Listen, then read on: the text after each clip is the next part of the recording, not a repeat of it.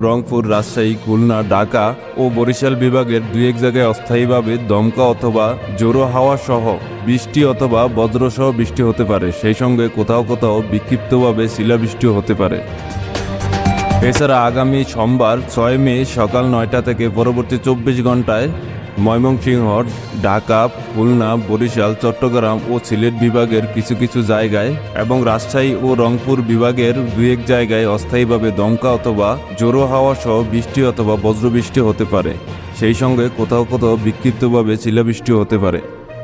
এদিকে যশোরে শুক্রবার ৩ মে দেশের সর্বোচ্চ ৪১.৮ ডিগ্রি সেলসিয়াস তাপমাত্রা রেকর্ড করেছে আবহাওয়া অফিস। আজ শনিবার পঞ্চগড়ের তেঁতুলিয়া দেশের সর্বনিম্ন তাপমাত্রা ২০.৭ ডিগ্রি সেলসিয়াস। আবহাওয়া অফিসের তথ্য অনুযায়ী সারা দেশে শনিবার দিন ও রাতের তাপমাত্রা প্রায় অপরিবর্তিত থাকতে পারে, তবে আগামীকাল রোববার দিনের তাপমাত্রা সামান্য কমতে পারে এবং